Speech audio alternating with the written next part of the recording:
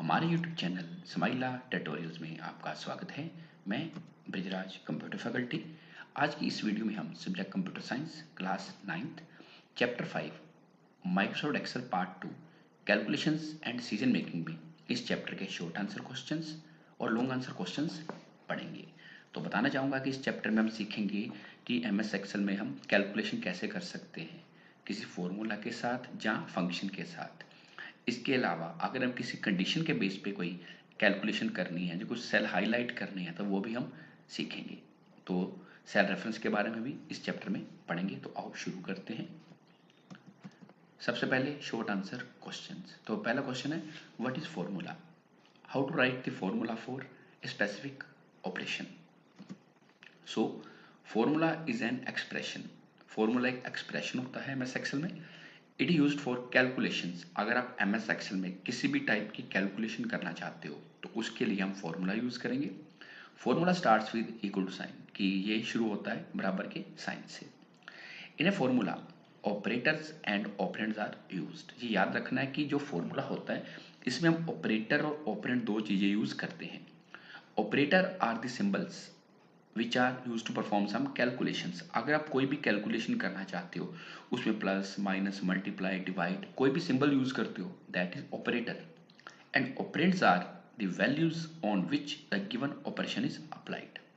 और ऑपरेंड वो वैल्यूज होती हैं जिनके ऊपर हम कोई ऑपरेशन अप्लाई करते हैं। सेल में हम वैल्यू भी ले सकते हैं और उस सेल का एड्रेस भी ले सकते हैं। आगे है कि किसी स्पेसिफिक ऑपरेशन के लिए फॉर्मूला कैसे आप लिख सकते हैं। To write a formula type equal to followed by the required operation, कि सबसे पहले आपको इक्वल टू सिंबल टाइप करना पड़ेगा। उसके बाद कोई भी कैलकुलेशन, जैसे मैंने इक्वल टू 4+6, तो जब हम एंटर करेंगे तो हमारे पास आंसर आ जाएगा 10। इसी तरह आप इक्वल टू से शुरू करके कोई भी प्लस माइनस मल्टीप्लाई के लिए स्टार और डिवाइड के लिए स्लैश सिंबल यूज करके कोई भी सिंपल से सिंपल कैलकुलेशन या कॉम्प्लेक्स से कॉम्प्लेक्स कैलकुलेशन कर सकते हो। छोटे से छोटा फॉर्मूला, बड़े से बड़ा फॉर्मूला बना सकते हो। एमएस एक्सेल आपको बहुत ही ज्यादा एक्यूरेसी से रिजल्ट देगा। Second question, what is the purpose of using brackets in a formula? ये फॉर्मूला में ब्रैकेट्स का क्या पर्पज है, क्या यूज है? Brackets are used in MS Excel formulas to control the order of calculations. किसी भी कैलकुलेशन का ऑर्डर आपने कंट्रोल करना है तो उसके लिए हम ब्रैकेट्स यूज करते हैं। They perform the calculations inside the brackets first. आपने बोर्ड मास भी पढ़ा होगा कि जब भी हम कोई कैलकुलेशन करते हैं तो सबसे पहले क्या होता है, जो ब्रैकेट है वो सोल्व होती है। This helps produce accurate results. इससे क्या होता है, हमारे पास जो रिजल्ट है बिल्कुल सही आता है, एक्यूरेट आता है। फॉर एग्जाम्पल, जैसे मैंने लिखा इक्वल टू 2+3 × 4। इसमें एक्सेल क्या करेगा, सबसे पहले ब्रैकेट को सॉल्व करेगा। तो ब्रैकेट में क्या है, 2+3। उसके बाद जो रिजल्ट आएगा वो उसको 4 से मल्टीप्लाई करेगा। सो 2+3 जब करेंगे तो 5 आएगा। 5 को 4 से मल्टीप्लाई करेंगे तो हमारे पास आंसर आएगा 20। अगर होता 2+3 × 4, ब्रैकेट नहीं होती तो फिर क्या होना था, पहले मल्टीप्लाई होना था बोर्ड मास के अकॉर्डिंगली। तो 3 × 4 12 होना था। देन उसके बाद उसमें 2 ऐड होना था तो 14 बनना था। सो ब्रैकेट क्या करती है, ठीक किसी भी कैलकुलेशन को एक्यूरेटली सोल्व करने के लिए यूज होती है। सो अब जब किसी फॉर्मूला में या फंक्शन में ब्रैकेट आ जाएगी तो पहले ब्रैकेट सोल्व होगी, उसके बाद जो रिजल्ट राइट साइड पे होगा वो उसके साथ मैनिपुलेट होगा। सो बिना ब्रैकेट के अगर आप रिजल्ट करते हो, कोई कैलकुलेशन करते हो तो रिजल्ट कुछ और आएगा। अगर विद इन ब्रैकेट करते हो तो रिजल्ट कुछ और आएगा। Number 3, explain the use of if function with one real life example. If function को एक्सप्लेन करना है तो इफ एक कंडीशनल फंक्शन है। It is use to test a condition and return one value if condition is true and another value if it is false. If function क्या करेगा, अगर सही कंडीशन है तो कुछ और रिजल्ट देगा, अगर कंडीशन फॉल्स है तो कुछ और रिजल्ट आएगा। जैसे कहते हैं suppose students marks are in a cell B2। ठीक, किसी स्टूडेंट के B2 सेल में मार्क्स हैं। To check whether the student is pass और फेल, हमने कंडीशन क्या बनाई, पहले इक्वल टू सिंबल फॉर्मूला के लिए या फंक्शन के लिए, फिर इफ ब्रैकेट में B2 greater than equal to 33, कि अगर B2 सेल में वैल्यू 33 से ज्यादा है या बराबर है तो रिजल्ट आएगा pass, otherwise fail. So if the marks in B2 are 33 more, तो एक्सेल में आंसर क्या सेल में आएगा पास, अदरवाइज डिस्प्ले फेल। जैसे यहाँ पे हमने कंडीशन लगाई इफ B2 ग्रेटर टू 33 पास और फेल। अब बच्चे का नंबर 87 है तो पास आएगा, 90 है तब भी पास आएगा, 90 है तब भी पास आएगा। अगर 30 है तो 30 में जब कंडीशन लगाएंगे तो क्या लिखा आएगा फेल। सो इस तरह जो इफ फंक्शन है वो किसी कंडीशन को चेक कर सकते हैं कि अगर कंडीशन सेटिस्फाई कर रही है तो ट्रू रिजल्ट आएगा, जैसे यहाँ पे पास आ रहा है। अगर सेटिस्फाई नहीं कर रही तो फॉल्स आएगा, जैसे कि फेल आ रहा है।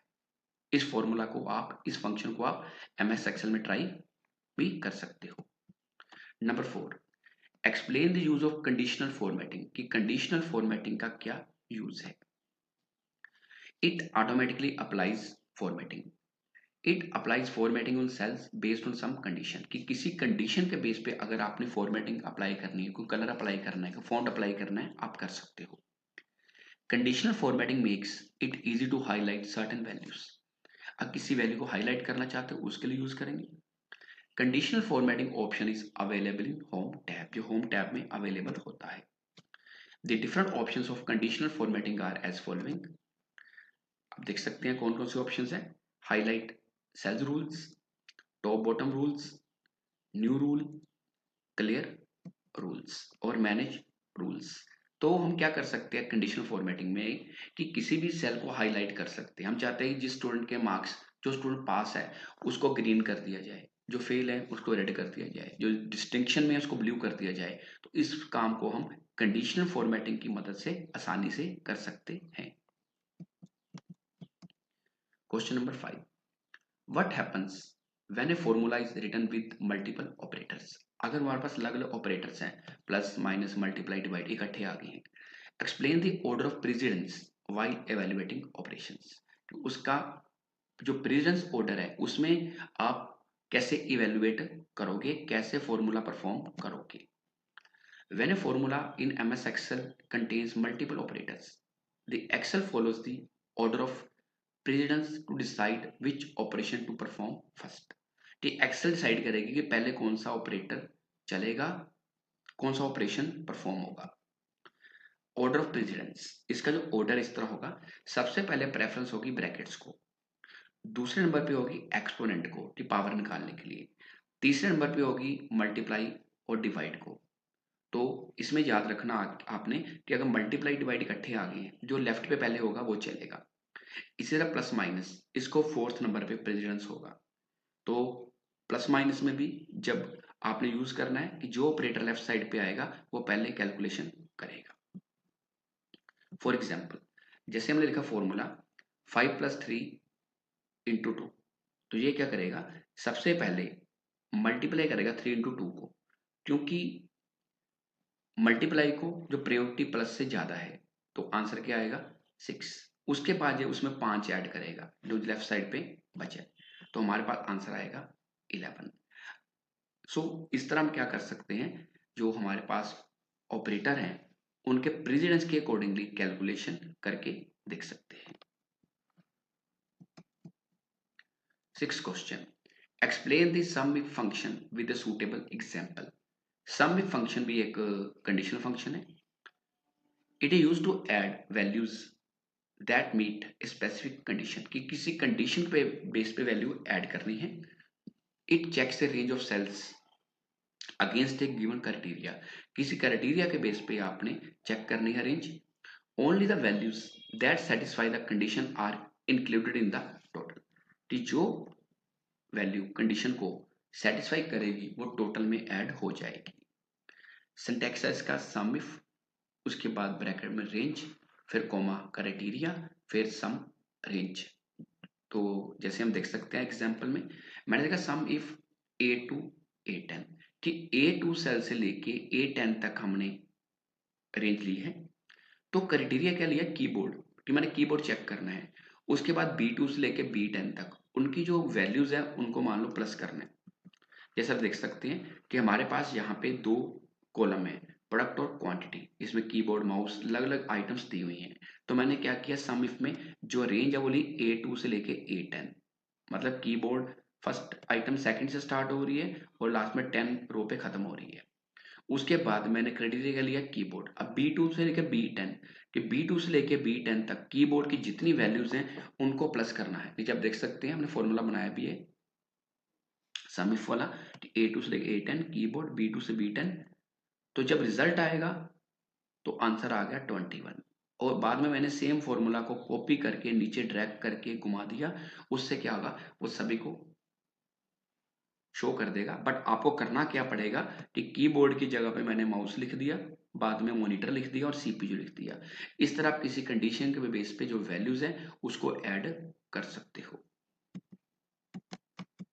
आगे है लॉन्ग आंसर क्वेश्चंस। तो पहला क्वेश्चन है describe formula and functions with suitable examples कि एमएस एक्सेल में फॉर्मूला और फंक्शन क्या होते हैं एग्जांपल के साथ सॉल्व करो। A formula in MS Excel is an equation used to perform calculations on data कि किसी डाटा के ऊपर कोई कैलकुलेशन परफॉर्म करनी है उसके लिए यूज करते हैं। Every formula begins with an equal to sign कि जब बराबर के साइन से शुरू होता है। फॉर एग्जाम्पल जैसे लिखा इक्वल टू 10+5 हमारे पास आंसर आएगा 15। सेम इसी तरह मैंने लिखा इक्वल टू 10-5 तो आंसर आएगा 5। इसी तरह आप मल्टीप्लाई डिवाइड भी और परसेंटेज भी निकाल सकते हो। अब बात करते हैं फंक्शन की।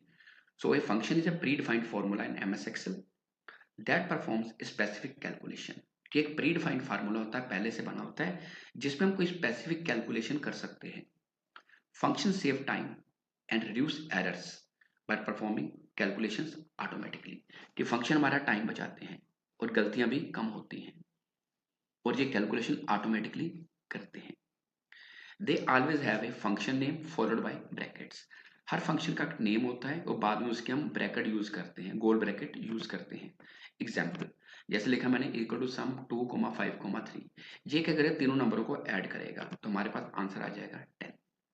इसी तरह मैंने लगाया इक्वल टू प्रोडक्ट 3,2,5 जब तीनों नंबर्स को आपस में मल्टीप्लाई करेगा।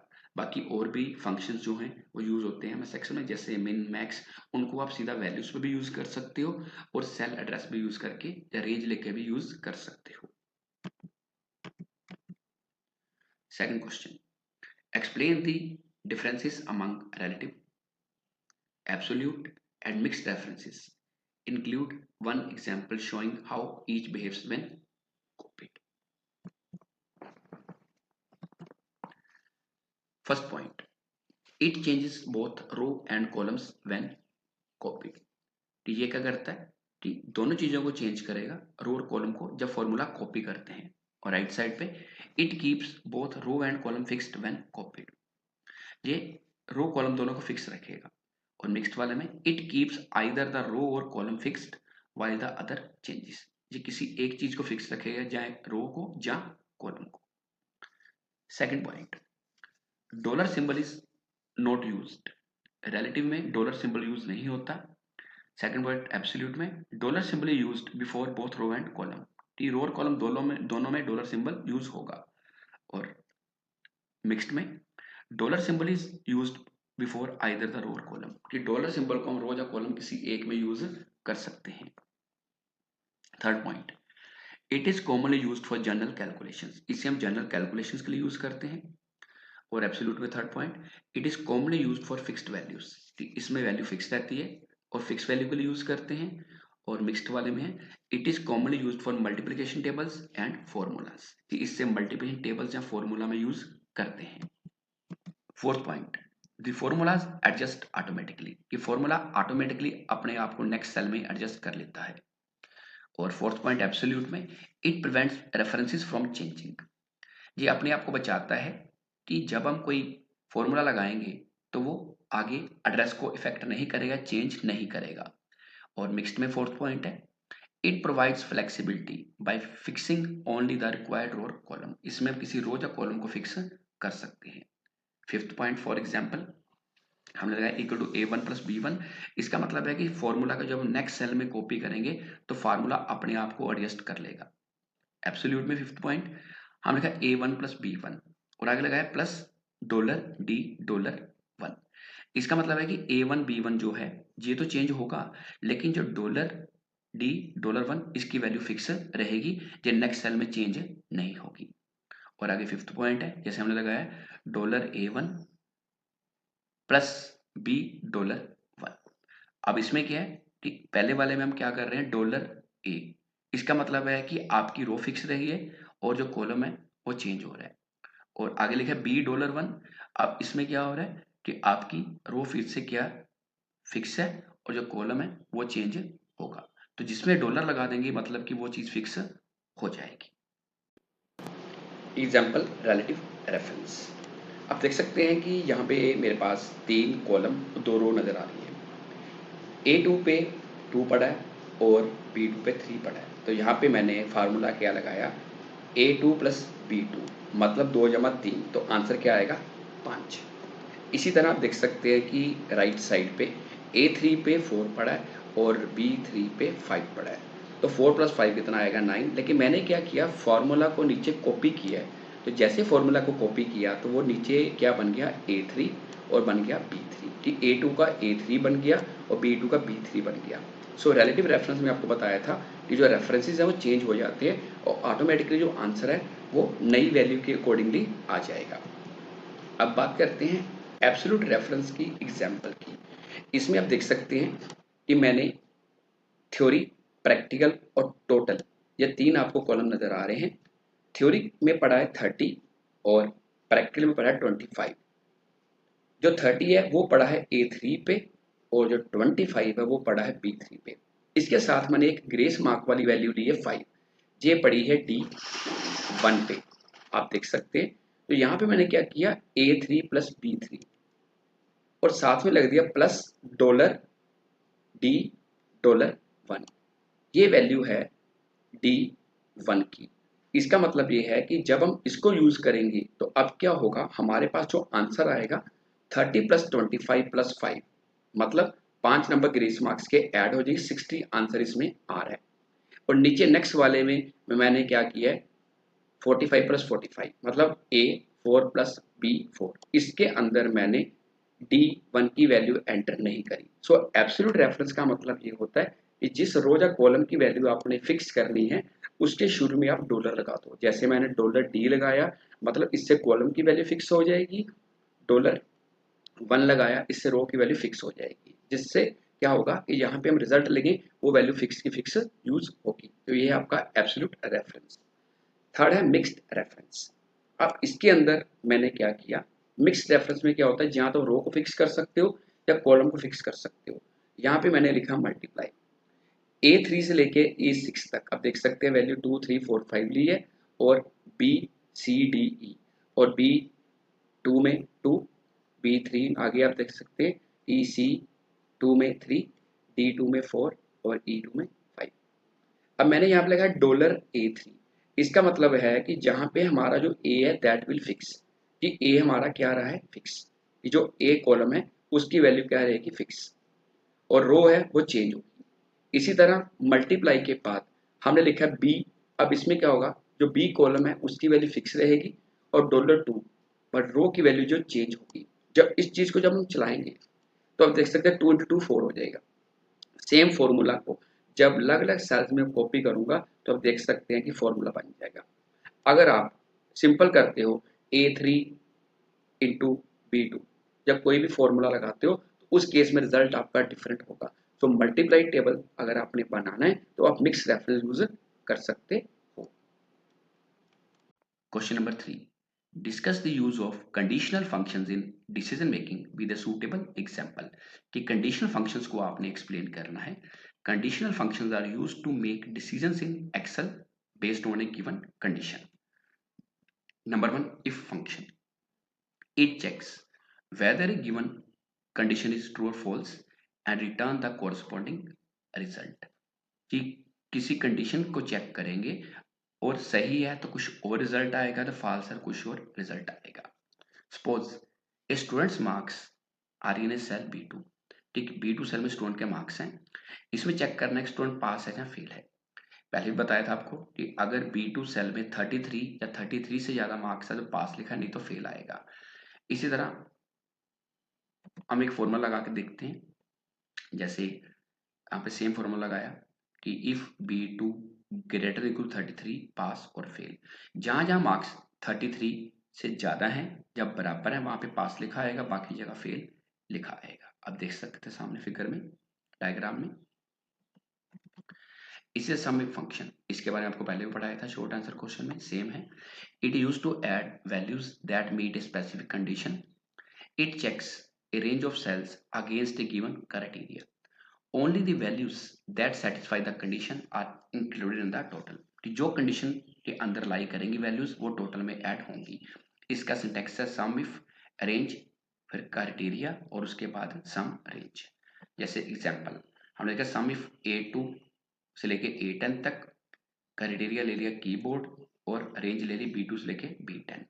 जैसे देख सकते हैं कि हमने क्या लिखा, जो आपकी रेंज है वो क्या है A2 से लेके A10, और क्राइटेरिया में क्या लिया कीबोर्ड की, कीबोर्ड की वैल्यू को टोटल करना है। और आगे B2 से लेके B10, ये B2 में स्टार्टिंग वैल्यू 5 है और लास्ट 7 है। और जब इसको हम चलाएंगे तो ये कीबोर्ड का आंसर हमारे पास आ गया 21 की, जो कीबोर्ड की वैल्यूज है 5 जमा 9 या आगे जो वैल्यूज है उनका प्लस करके। अब नीचे आप फॉर्मूला को अगर पेस्ट करोगे तो वो सिर्फ कीबोर्ड का आंसर देगा। तो आपको करना क्या पड़ेगा कि यहाँ पे मैंने कीबोर्ड लिखा है, जहाँ पे माउस लिख दो, मॉनिटर लिख दो, सीपीयू लिख दो, सेम फॉर्मूला कॉपी कर दो, तो आंसर सभी आइटम्स का अलग अलग आ जाएगा। आगे question number 4, what are comparison operators, explain their uses with suitable example. कि कंपैरिजन ऑपरेटर क्या होते हैं और इनका क्या यूज है। So comparison operators in MS Excel are symbols used to compare two values, कि दो वैल्यूज को आपने कंपेयर करना है, ये सही या गलत रिजल्ट देंगे, ट्रू या फॉल्स रिजल्ट देंगे किसी कंपैरिजन के बेस पे। अगर सही होगा तो ट्रू आएगा, अगर सही नहीं होगा तो फॉल्स आएगा। कि कंडीशन सही है तो आंसर ट्रू होगा, कंडीशन गलत हो जाती है तो फॉल्स आएगा। जैसे ऑपरेटर इक्वल टू, हमने लिखा equal to A1 equal to 10, कि A1 की वैल्यू मैंने 10 अज्यूम की है, तो ये चेक कर रहा है कि क्या दोनों बराबर हैं, इसलिए आंसर आएगा ट्रू। इसी तरह लेस देन, ये चेक करता है कि यहाँ पे कर रहा है कि A1 की वैल्यू मैंने ऑलरेडी 10 अज्यूम की हुई है, कि A1 पे 10 है और 20 से छोटा है इसलिए ट्रू आया है। और आगे लेस देन इक्वल टू, इसमें A1 less than equal to 10, ये दो कंडीशन चेक करता है कि A1 की वैल्यू जहाँ तो 10 से छोटी है या 10 से बराबर है। 10 से छोटी नहीं है, बराबर है, इसलिए क्या आएगा ट्रू। आगे ग्रेटर देन, इसमें क्या चेक करेगा, equal to A1 greater than 10, कि A1 की वैल्यू 10 से बड़ी है, जबकि A1 10 है, 10 से बड़ा नहीं है, इसलिए फॉल्स आएगा। आगे ग्रेटर देन इक्वल टू, इसमें आपने ध्यान से देखना है कि A1 की वैल्यू क्या है 10 है। अब 10 10 से बड़ा नहीं होता लेकिन बराबर होता है, इसलिए आंसर आएगा ट्रू। अगर लास्ट है नॉट इक्वल टू, इसमें कहता है कि A1 नॉट इक्वल टू 10, तो इसमें क्या रिजल्ट आएगा फॉल्स। इस तरह जो कंपैरिजन ऑपरेटर है ये काम करेंगे। तो आज के लिए इतना ही, अगली बार फिर किसी नए टॉपिक के साथ मिलेंगे। अगर आपकी कोई क्वेरी है तो कमेंट सेक्शन में पूछ सकते हैं, या अपने कंप्यूटर अध्यापक की मदद ले सकते हैं। अगर आपको ये वीडियो अच्छी लगे तो इसे बाकी स्टूडेंट्स के साथ भी शेयर जरूर करिए। और अगर आप अभी तक आपने हमारे चैनल को सब्सक्राइब नहीं किया तो इसे सब्सक्राइब अवश्य करें और बेल आइकन को प्रेस करना ना भूलें, ताकि आपको हमारी नई वीडियोज़ के नोटिफिकेशन साथ साथ मिलते रहें। धन्यवाद।